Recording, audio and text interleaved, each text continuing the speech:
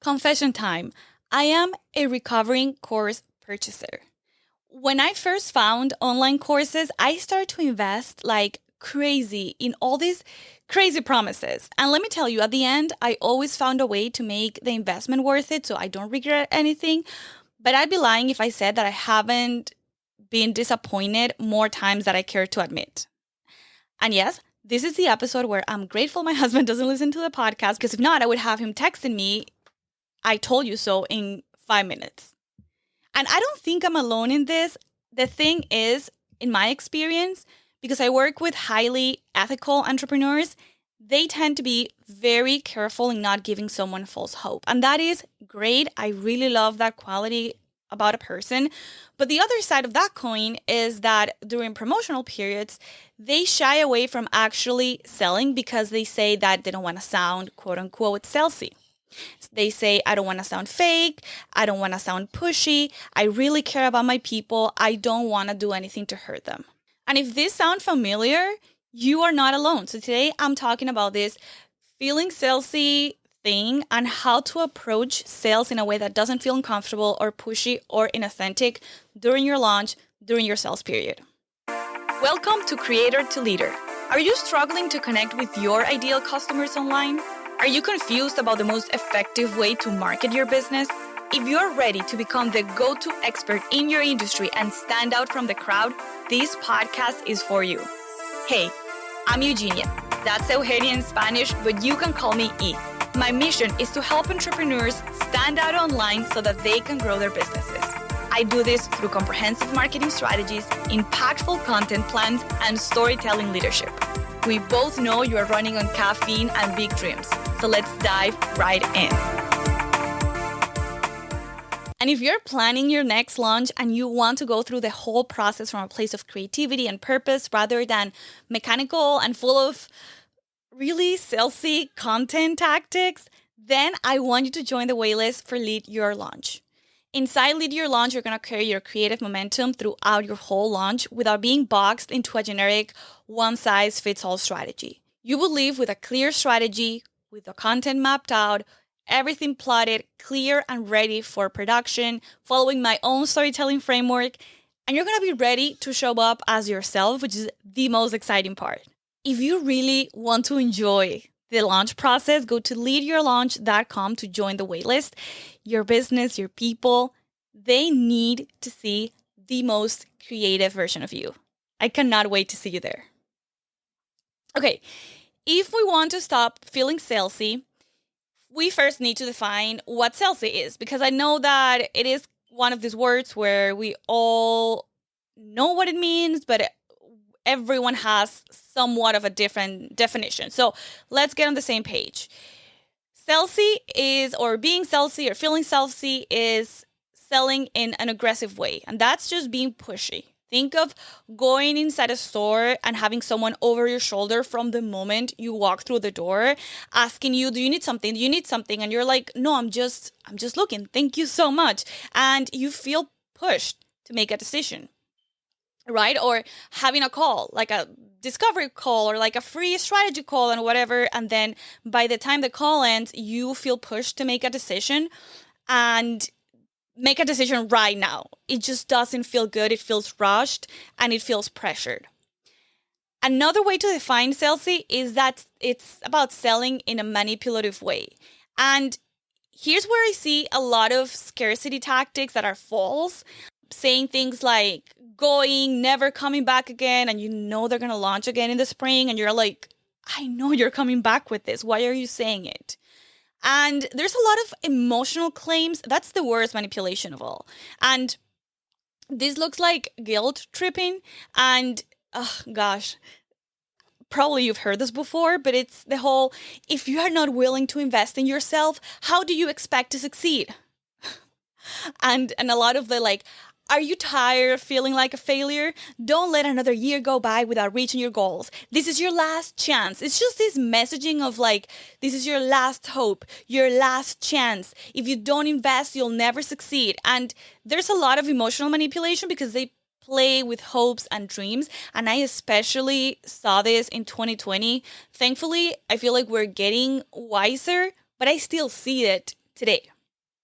And then also Salesy can be defined as selling in a disingenuous way. And that's, AKA lying. And that's basically overpromising results. And this is kind of like the whole sign up today and make 6 figures in just 30 days, right? Or course promises that are completely unrealistic. And then they turn into emotional manipulation if you fail because the promise was so crazy, like the whole make 6 figures in 30 days with your first ever business. And they turn into emotional manipulation and gaslighting you into thinking that if you didn't succeed, it was your fault. It was your mindset. It was because you didn't put in the work. And I think we've all been there. In either of these 3 cases, we've been there. So what happens is that because we've had some bad experiences, or some people in our lives, past clients, they've had bad experiences, we can start feeling that any type of sales promotion is quote unquote salesy. So we don't want to talk about it too much, or we don't want to be bold with the promises of our offer, or we minimize the transformation. I see that a lot. Just saying, oh, this is, this little thing. And then in reality, it's a huge transformation. And it's almost like trying to play it safe. So 3 ways to ditch this salesy feeling during a launch or promotional period, because that's so important for your business. And I promise there are ways to enjoy it and have fun and show up authentically without feeling, disingenuous or manipulative or pushy. The first step is to get anchored in your conviction. You need to believe in what you're selling. That is so important. That's why, to me, that's step 1. You need to be in alignment between what you believe and what you say. Because there's no point in going to have someone writing your copy and someone writing all your social posts and creating amazing branding if you don't believe it. So if you're feeling out of alignment, first check in with yourself. Is it because you need more practice in this specific area? Maybe you're expanding. Maybe because this is a new offer and maybe you need to go through it through a smaller group first to get some confidence. Or maybe you are ready and you, at this point, need to focus on the evidence that it works. Get back to some testimonials, and that I strongly recommend that you keep a folder with you. It can be a Google Drive, doesn't have to be like a Manila folder, but filled with kind words that you've received so you can get anchored in your conviction whenever you feel like you're self-doubting. And there's always going to be some fear, but you need to always make sure, am I in alignment with this offer and everything that I provide? Then the second step is to get anchored in your relationships, because selling is serving. And I know this sounds a tiny little bit like a cliche, but it is so true. Once you've anchored yourself in your conviction, you are going to start getting excited about the unique people you're going to serve through your offer. I've seen it without fail, time and time again. When you get really anchored in this belief about the offer, what you can provide for people, you're just getting excited, right? Because you know you can help people. And that's the best mindset to start getting anchored in your relationships.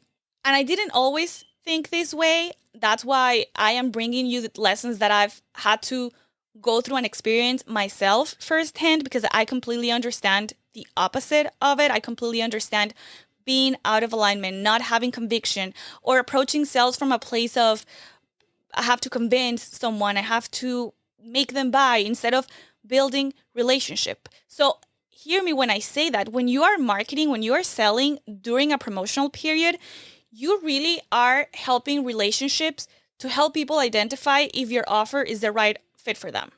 That is it. You're a matchmaker between the offer and the person. Of course, as a matchmaker, you want to help your offer put its best foot forward, with the right messaging and the right content and all of the things. Of course, 100%. But at the end of the day is helping your people decide, is this the right fit for me? Is this the right transformation I'm needing right now? That's it. Nothing else, nothing more. Focus on the relationship once you have the conviction locked in, and you are going to see stress go down and this pressure for convincing, which is what causes you to feel pushy, which is what causes you to be salesy or to feel salesy. And then the third step is to get anchored in your authenticity. And I know authenticity is one of these buzzwords in the online space. I don't love it. But I don't love the way it gets thrown around. But I love the concept of it and what it really does when we are business owners, entrepreneurs who are creative and who are selling an offer by way of our personal brands. Like, there's no way of running around authenticity, and we could have a whole conversation around it. This is not the podcast about authenticity specifically, because this is a big topic. But just to anchor it to the whole feeling salesy conversation, many times I see creatives trying to follow someone else's content blueprint or style. Maybe they go through someone else's launch and they identify what that person did and they try to replicate it themselves. And they are hoping that they're going to get the same results. Or you buy something that's very formulaic and rinse and repeat, and you don't really understand the strategy behind it or how to adapt it to your own way of doing things. So that's when it gets inauthentic. Because sure, there is an element of allowing your progressive growth to challenge you. Of course, like, you should always, hopefully, with every new challenge, you're stretching yourself. That is beautiful. But if you've tried something and it just doesn't feel right or in alignment with who you are, with your values, with your personality, whatever it is, don't do it. There are so many ways to create content for a launch. Replicating someone else's style is the fastest way to really fall out of alignment with your offer, with your brand, with your message. You forget why you're doing what you're doing in the first place. That's why getting anchored in your conviction was step number 1. And then step number 3, again, getting anchored in your authenticity. So just to give you a quick recap of the 3 steps to stop feeling salesy, and by salesy, I mean pushy, manipulative, disingenuous. The 3 steps are: first, get anchored in your conviction. Second, get anchored in your relationships. Third, get anchored in your authenticity.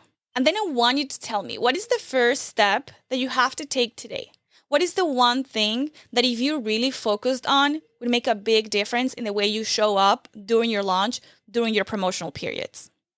And if you're ready to start planning your launch and showing up with conviction, authenticity, and building genuine relationships, go to leadyourlaunch.com to join the waitlist and get the best price ever. I am being serious. This is not some weird scarcity tactic. This is for real best price ever. I hope to see you in the waitlist, and I hope to see you back here soon. Un beso. I hope you loved this episode. If you connected with the podcast in some way, please rate it and review it on Apple Podcasts or Spotify. That is the #1 way you can support the show. And because sharing is caring, share it with a fellow entrepreneur wanting to become a leader, not just a creator. I am so grateful for you. I'd love to hear from you. Shoot me a DM over to @eugenia.woo. That's @EUGENIA.WOO. And if you only send me a microphone emoji, I will know that you stayed till the end. Thank you for listening. See you soon.